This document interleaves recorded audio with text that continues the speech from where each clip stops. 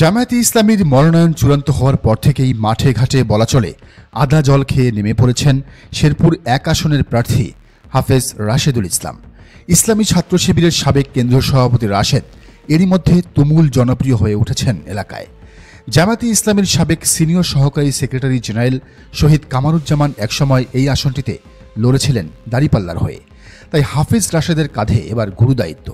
মিরগঞ্জ থেকে ভাতশালা, থানাঘাট থেকে বটতলা রাশেদ ছুটছেন ঘোড়ার গতিতে। Do or die. রাশেদের জয় ছাড়া ফিরে আসার আর কোনো পথ নাই। শিবির সভাপতি রাশেদের রয়েছে আওয়ামী দুঃসময়ে রাজপথে থেকে নেতৃত্ব দেওয়ার অভিজ্ঞতা। জেল জুলুম নির্যাতনের শিকার হয়েছেন অসংখ্যবার। ৫ আগস্টের আন্দোলনের সময়ও হয়েছিলেন গ্রেফতার, গুম।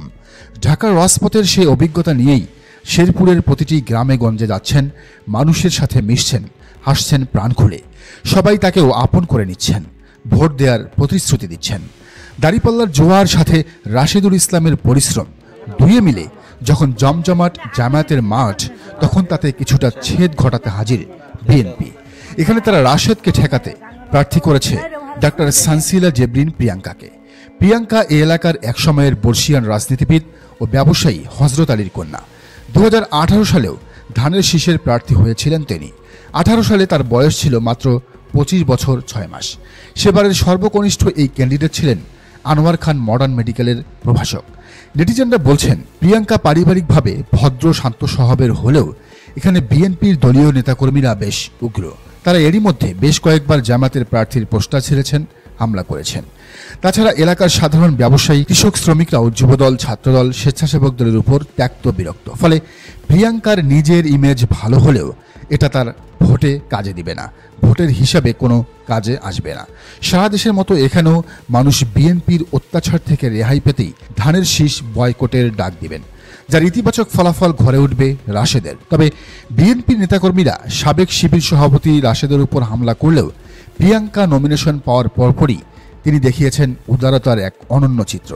ফেসবুকে এক স্ট্যাটাসে রাশেদ লিখেছেন, শেরপুর সদর আসনে বাংলাদেশ জাতীয়তাবাদী দলের সংসদ সদস্য প্রার্থী ডাক্তার সানসিলা জেবরিন প্রিয়াঙ্কাকে অভিনন্দন জানাচ্ছে। বর্ষিয়ান রাজনীতিবিদ ও ব্যবসায়ী শ্রদ্ধ হজরত আলীর কন্যা ছোট বোন প্রিয়াঙ্কা 2018 সালে এক কঠিন সময়ে ধানের শীষের প্রার্থী হয়েছিলেন। নির্মম নির্যাতনের শিকার হতে হয়েছিল ফ্যাসিস্ট গুন্ডা দলের হাতে। জামায়াতে ইসলামীর সাবেক সিনিয়র সহকারী সেক্রেটারি জেনারেল, শেরপুরের গণমানুষের প্রিয় নেতা শহীদ কামারুজ্জামানের দাঁড়িপাল্লার প্রতীকে আমরা একসাথে নির্বাচন করেছি। অনেক স্মৃতি দুদলের রাজনৈতিক কর্মীদের মধ্যে। নতুন বাংলাদেশে নতুন ধারার রাজনীতির ময়দানে আজ আমরা প্রতিযোগী, এমনটা হয়তো ভাবেন অনেকে। আমি দেখি অন্য অ্যাঙ্গেল থেকে। আমরা অবহেলিত শেরপুর সদর গড়ার জন্য প্রতিযোগিতা করছি। জনগণ আমাদের মধ্য থেকে কোনো একজনকে বেছে নেবেন মানে অন্যজন বাতিল এমন নয়, বরং প্রত্যেকের থিঙ্কিং কাজে লাগাবেন এ জনপদের মানুষের জন্য।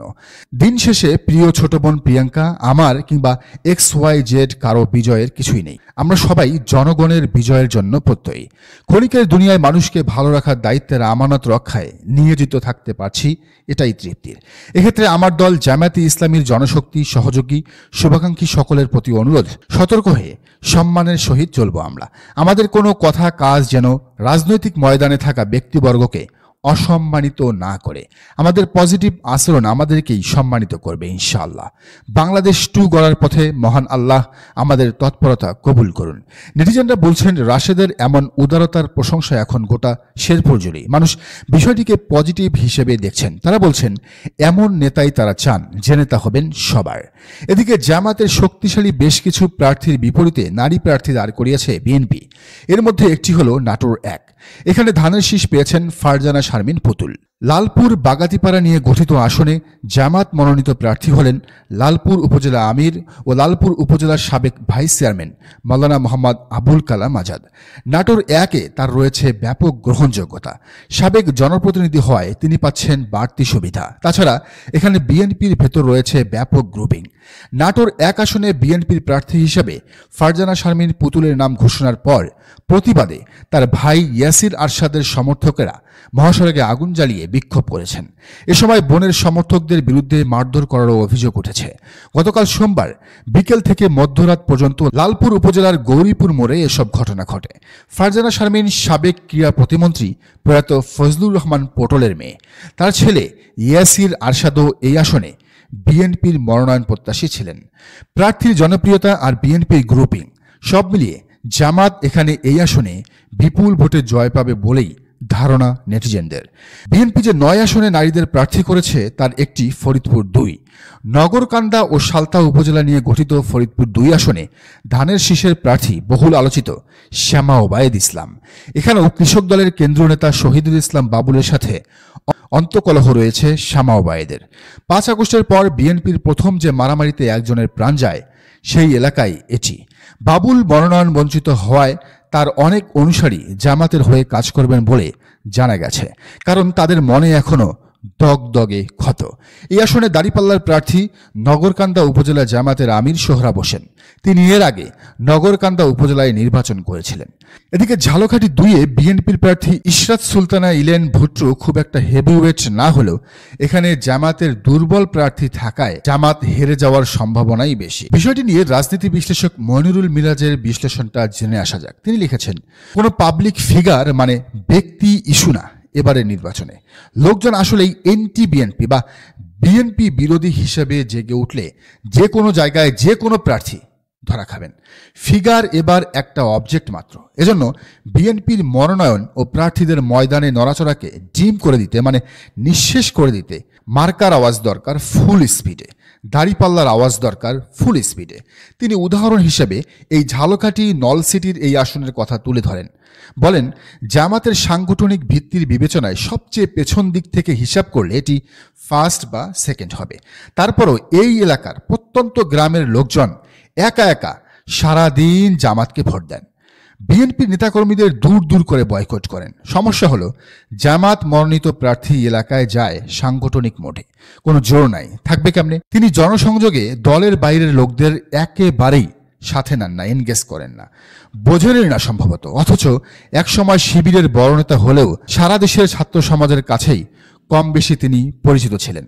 এখানে দাঁড়িপাল্লার প্রার্থী শেখ নিয়ামুল করিম। যশোর 2-এ ধানের শীষ পেয়েছেন মোসাম্মদ সাবিরা সুলতানা। বিশিষ্ট ব্যবসায়ী ডক্টর মোসলেহউদ্দিন ফরিদের এখানে জিতে আসার চান্স 50-50। জিততে হলে তার আরও বেশি সক্রিয় হতে হবে মাঠে ঘাটে। এদিকে মানিকগঞ্জ 3-এ বিএনপির আফরোজা খান রিতা ঝানু রাজনীতিবিদ। তাকে হারাতে মরিয়া জামাতের প্রার্থী বিশিষ্ট ইসলামিক চিন্তাবিদ অধ্যক্ষ মাওলানা দেলোয়ার হোসেন। ফরিদপুর 3-এ মনোনয়ন পেয়েছেন সাবেক মন্ত্রী কামাল ইবনে ইউসুফের মেয়ে নায়েবা ইউসুফ।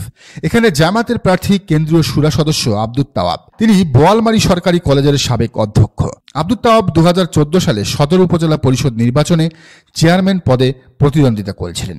তবে এখানে স্বতন্ত্র প্রার্থী হিসেবে যদি সাবেক এমপি একে আজাদ দাঁড়ান তাহলে তার জেতার সম্ভাবনাই বেশি। তবে শেষমেশ তিনি দাঁড়াতে না পারলে সমর্থন দিতে পারেন জামাতকেই, কারণ তার উপর সম্প্রতি হামলা চালিয়েছে বিএনপির নায়েবা ইউসুফ।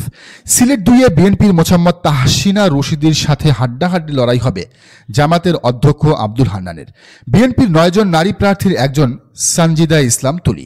ঢাকা 14 আসনে ব্যারিস্টার আরমানের সাথে লড়াই হতে যাচ্ছে তার। এই আসনে দাঁড়িপাল্লা এখন অবধি বিপুল ভোটে এগিয়ে রয়েছে। ধারণা করা হচ্ছে সানজিদাকে হারিয়ে সংসদে যাবেন 8 বছর গুম থাকা ব্যারিস্টার আরমান। প্রদর্শক, প্রতিবেদনটি সম্পর্কে জানাতে পারেন আপনার মতামত। আর 300 আসন নিয়ে ধারাবাহিক এমন প্রতিবেদন পেতে অবশ্যই চ্যানেলটি সাবস্ক্রাইব করে বেল আইকনটি বাজিয়ে রাখুন।